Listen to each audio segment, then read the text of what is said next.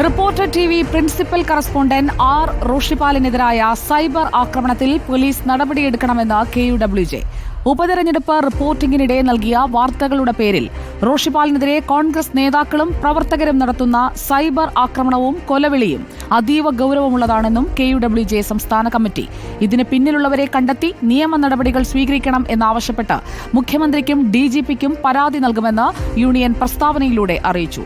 Arun Solomon നൽകും കൂടുതൽ വിവരങ്ങൾ. അരുൺ സോളമൻ, കോൺഗ്രസിന്റെ നേതാക്കളടക്കം ലൈക്കും ഷെയറും ചെയ്യുന്ന പ്രസ്താവനകൾ സൈബറിടങ്ങളിൽ ഇപ്പോൾ പടരുന്നത് അത് ശ്രദ്ധയിൽപ്പെട്ട സാഹചര്യത്തിലാണോ KUWJയുടെ ഇടപെടൽ?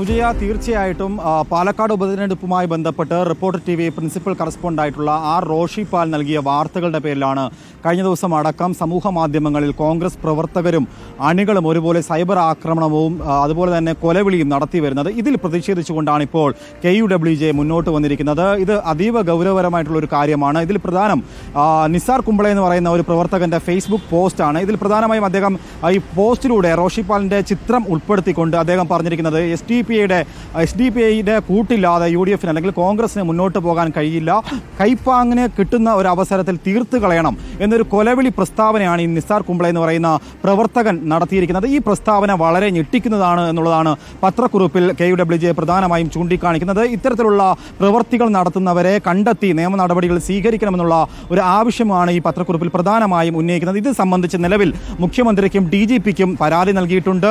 ഇത് വളരെ ഗൗരവപരമായിട്ടുള്ള കാര്യമാണ്. മുമ്പെങ്ങും ഇല്ലാത്ത വിധം മാധ്യമപ്രവർത്തകരെ വേട്ടയാടുന്ന അല്ലെങ്കിൽ സൈബർ ആക്രമണം നടത്തുന്ന തരത്തിലേക്ക് കോൺഗ്രസ് പ്രവർത്തകരും അതുപോലെ തന്നെ നേതാക്കളും കടന്നുപോയി എന്നുള്ളത് വളരെ ഗൗരവപരമായിട്ട് കാണേണ്ടുന്ന ഒരു കാര്യമാണ്. ഇതിൽ പ്രധാനം കൊലവിളി നടത്തുന്നു എന്നുള്ളത് തന്നെയാണ് അതിൽ പ്രധാനപ്പെട്ട ഒരു ചൂണ്ടിക്കാണിക്കാവുന്ന കാര്യം. ഇതിൽ താഴെ വന്നിട്ടുള്ള പല കമന്റുകളും അത്തരത്തിലുള്ള പല നേതാക്കളും ലൈക്ക് ചെയ്തിട്ടുണ്ട്, പലരും ഷെയർ ചെയ്തിരിക്കുന്ന ഈ പോസ്റ്റ് ഇതിനോടകം എന്നുള്ളത് തന്നെയാണ് വളരെ ഗുരുതരമായിട്ട് കാണേണ്ടുന്നത്.